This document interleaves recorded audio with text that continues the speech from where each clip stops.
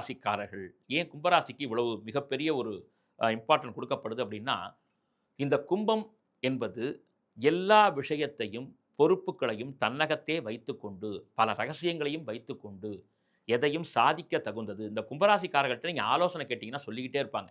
கும்பராசிக்காரங்கள்ட்ட எந்த ஒரு பிரச்சனைக்கு நீங்க வந்து ஒரு சொல்யூஷன் தீர்வு கேட்டாலும் உடனடியா சொல்லுவாங்க. ஆனா அவங்களுக்கு தான் சொல்யூஷன் தெரியாது. மத்தவங்களுக்கு தான் சொல்யூஷன் சொல்லக்கூடிய ஒரு ஆசானாகத்தான் அவர்கள் இருப்பார்கள். ஸோ இந்த கும்பராசிக்காரர்களுக்கு சனி பகவான் கும்பத்திலிருந்து மீனத்துக்கு போய்ட்டார். இன்னும் பார்த்தீங்கன்னா, வயிற்றில சின்ன சின்ன பாதிப்புகள் இருக்கும். தூங்க முடியாத சூழ்நிலைகள் இருக்கும். கண்ணு பாதிப்பெல்லாம் சில விஷயங்கள் தொடர்றதுக்கான வாய்ப்புகள் இருக்கு. அத பத்தி கவலையே படாதீங்க. வாழ்க்கையில் நீங்கள் பிறருக்கு எந்த அளவுக்கு உதவி செய்கிறீர்களோ, அதே அளவுக்கு உங்களுக்கு பதவிகள் வாழ்வில் தேடி வரும். அதனால கும்பராசிக்காரர்கள் அரசியல் ரீதியாகவும், அதே மாரி பத்திரிகை துறையைச் சேர்ந்தவர்கள், ஊடகத்துறை அன்பர்கள், கலைத்துறையினர் எல்லா துறையிலும் இதுவரைக்கும் தங்கள் உழைப்பை அடுத்தவருக்காக செயல்படுத்தியவர்களாகத்தான் கும்பராசிக்காரங்க இருப்பாங்க. அதனால அவர்களுக்கு இந்த பராபவ வருடம் அந்த ஒரு சிறப்பான கைங்கரியத்திற்காக, உழைப்பிற்காக ஒரு மேம்பட்ட பதவியை, நல்ல வாழ்க்கையை தரப்போகிறது. எப்ப சார் தரப்போகுது அப்படின்னு கேட்டீங்கன்னா, வைகாசியிலிருந்து நீங்கள் வாழ்வில் உயர்வை எதிர்பார்க்கலாம். அந்த வாழ்வில் உயர்வு கிடைக்கணும், இதெல்லாம் நான் உங்களுக்கு செய்யணும்னா என்ன கோயிலுக்கு போலாம் அப்படின்னா, கும்பகோணத்தில் இருக்கக்கூடிய ஆதி கும்பேஸ்வர பகவான். அங்கு தான் சிறப்பாக கும்பத்திற்குள்ளே உலகத்தினுடைய பிரபஞ்ச சக்திகளை வைத்து சிவபெருமான் அனுப்பி வைத்தார்.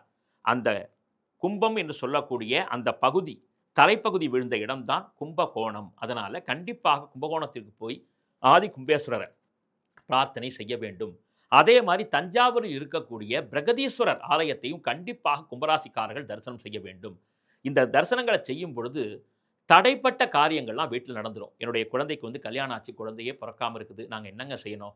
கண்டிப்பாக இந்த ஸ்தலங்களுக்கு போயிட்டு வரும்போது பெரிய ஒரு நல்வாழ்வு அவங்களுக்கு கிடைத்திடும். அதே மாரி கும்பராசிக்காரர்கள் முக்கியமாக கும்பகோணத்தில் இருக்கக்கூடிய ஸ்ரீ விஜயேந்திர மடத்திற்கு செல்ல வேண்டும். 64 கலைகளிலும் தலை சிறந்தவராக விளங்கக்கூடிய விஜயேந்திரர், ராகவேந்திரருடைய பரமகுருவாக விளங்கக்கூடியவர். அந்த தலத்திற்கு வியாழக்கிழமை போய் பிரார்த்தனை பண்ணா, நிச்சயமாக அவர்கள் கேட்டதெல்லாம் கிடைத்துவிடும். முக்கியமாக இல்லத்தில நாங்க வீட்டுக்குள்ள என்னங்க வழிபாடு பண்ணலாம் கும்பராசிக்காரர்கள் என்றால், சனிக்கிழமை தோறும் இதயப்பூர்வமாக சிவபெருமானை வழிபாடு செய்து, முன்னோர் வழிபாடு கண்டிப்பாக அமாவாசை தர்ப்பணம் இதெல்லாம் கரெக்ட்டா பண்ணிக்கிட்டே வாங்க. இதெல்லாம் செய்தாலே கும்பராசிக்காரர்களுக்கு கவலை இல்லாத ஒரு நல்ல ஒரு வாழ்வாக, நல்ல ஆண்டாக இந்த ஆண்டு மாறும்.